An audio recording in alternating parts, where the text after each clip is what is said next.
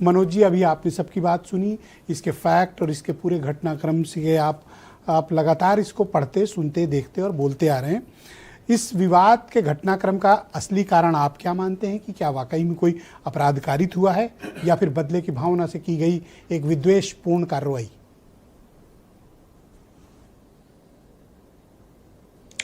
Timing, इस मुकदमे की टाइमिंग 18 की घटना है मौनी अमावस्या को, 24 को पहली एप्लीकेशन है झूसी थाने में, उसके बाद 2 दिन बाद मेल से, फिर डाक से और फिर कोर्ट।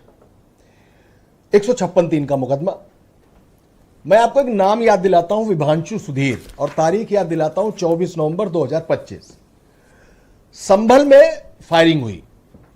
विभांशु सुधीर जो मजिस्ट्रेट थे, उन्होंने मुकदमा 156(3) में ऑर्डर दिया कि आप इसको तुरंत 20 पुलिस वालों के खिलाफ तुरंत दर्ज कीजिए।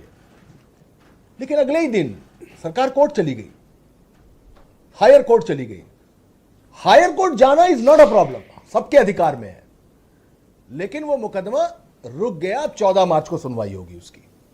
बात इस बात की है कि वो जज भी हटा दिया गया और खुद इलाहाबाद, माफ कीजिएगा, हाई कोर्ट लखनऊ बेंच ने इस बात की टिप्पणी की हाफ एनकाउंटर वाले मामले को लेकर कि हम पर इस तरीके के दबाव पुलिस में आने लगे हैं कि हमको उसके फैसले करने पड़ रहे हैं, और उसी दबाव का नतीजा था कि मुझे अपना एक जस्टिस उठाकर सुल्तानपुर भेजना पड़ा। ये उन कोर्ट की टिप्पणी है, ये टाइमिंग है। एक लड़की साल भर तक दौड़ती रही कि उसके बाप का पुलिस कस्टडी में मर्डर हो गया है, उसके ताऊ का मर्डर हो चुका है, उसके संग बलात्कार हुआ है, वो साल 6 महीने दौड़ती रही, कुछ नहीं हुआ, कहीं किसी को सुनवाई नहीं थी। जब उसने मट्टी का तेल खुद पर डाला और आग लगाई, तब भी एफआईआर करने से लेकर उस व्यक्ति को पार्टी से बाहर करने और गिरफ्तार कराने में 6 महीने से ज्यादा का समय लग गया, और उसका नाम था कुलदीप सेंगर। इस पूरी तत्परता को देखते हुए जब आप इस टाइमिंग को देखते हैं तो 2, 3, 4 दिन बाद एक मुकदमा हो जाता है। और ये क्यों? ये इसलिए 2 चीजें। एक, आप शंकराचार्य हैं क्या, ये नोटिस दे दी गई उनको, जबकि पिछले कुंभ में शंकराचार्य थे, माघ मेले में वो शंकराचार्य थे, लेकिन उस घटना के बाद वो शंकराचार्य का नोटिस उनको दिया गया। एक बात। दूसरी बात उठती है कि बटुकों को शिखा खींच खींच के मारा गया, ये सिंपैथी क्रिएट कर रहा था। तो लीजिए साहब, आप शंकराचार्य हैं कि नहीं, इस पर तो सवाल है ही। जिन बटुकों की आप बात कर रहे हैं कि उनको शिखा खींच के मारा गया, जिसको डिप्टी सीएम ब्रजेश पाठक ने कहा कि ये महापाप है 1 महीने बाद, जिनको केशव मौर्य कहते रहे कि भगवान जगत गुरु शंकराचार्य, उनसे आरोप लगा कि इन्होंने मेरे संग यौन शोषण कर दिया। तो एक व्यक्ति के शंकराचार्य पर सवाल लगा हुआ है, दूसरा बटुकों के साथ यौन शोषण का आरोप लगा दिया गया। ठीक है, कोर्ट फैसला करेगी। इस बात जो अभी गुरु स्वामी जी कह रहे थे कि उन लड़कों से, बच्चों से हमारा कोई लेना देना नहीं, मैं उससे बड़ी बात कह रहा हूं। अभी मुक्तेश्वरानंद ने साफ कहा है कि अगर कोई सीडी है तो उसको सार्वजनिक किया जाए, क्योंकि कैमरे विजुअल क्रिएट नहीं करते, कैप्चर करते हैं। मैं जब ऐसी क्रिया में कभी आया ही नहीं तो कोई ऐसा विजुअल होगा ही नहीं। तो मैं सीधे तौर पर इस टाइमिंग पर सवाल उठाता हूं, और इसके पीछे का सिर्फ एक मसला है, भला उसका वस्त्र मेरे वस्त्र से ज्यादा भगवा कैसे।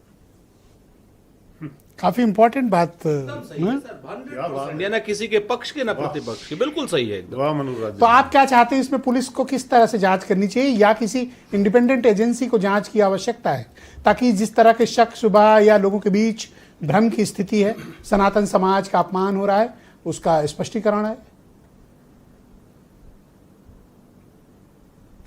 सनातन में सियासत घुसाई है, बड़ी सीधी सी बात है। और ये पॉक्सो एक्ट का मुकदमा है, बर्डन ऑफ प्रूफ तो सामने वाले पे है, शंकराचार्य को प्रूफ देना है कि उन्होंने ऐसा नहीं किया।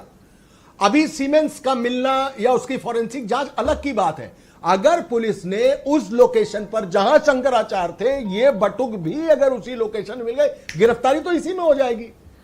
सर, किसी को विधानसभा में खड़े होकर जब कोई व्यक्ति कहता है तो वो मुख्यमंत्री होता है। वो एक पीठ है, एक कुर्सी है जो कह रही है कि सब शंकराचार्य नहीं हो सकते, उन्होंने गलत किया इसलिए उनके संग गलत की, उनके संग कार्रवाई की गई। बिल्कुल ठीक है, अब मुख्यमंत्री कह रहा है। लेकिन इस लोकेशन मिल जाने तक से शंकराचार्य गिरफ्तार हो जाएंगे। किसी व्यक्ति को खत्म करने के लिए एनकाउंटर या हाफ एनकाउंटर की जरूरत नहीं होती। सबसे पहले उसके परसेप्शन को मार दीजिए, सारी चीज खत्म। तो शंकराचार्य पर सवाल है, बटुकों का आरोप है, काम खत्म हो गया, यौन शोषक हो गए। अब जांच होगी, हां ठीक है, हर व्यक्ति को नहीं डरना चाहिए, नहीं बिल्कुल नहीं डरना चाहिए कि किसी कोई आरोप लगा कैसे सच साबित कर देगा, नहीं कर देगा, मैं मानता हूं नहीं कर देगा, लेकिन फिलहाल तो टाइमिंग यही बता रही कि 18 घटना के बाद 24 से आप सक्रिय हो गए और होते होते कोर्ट से एक ऑर्डर आ गया। ऑर्डर में पॉस्को का एक्ट लगा हुआ है जिसमें आप कभी भी गिरफ्तार हो सकते हैं। बाकी डीएस चौहान साहब सामने बैठे, कानूनी चीजें उनको और ज्यादा बेहतर मालूम है। शुक्रिया मनोज जी।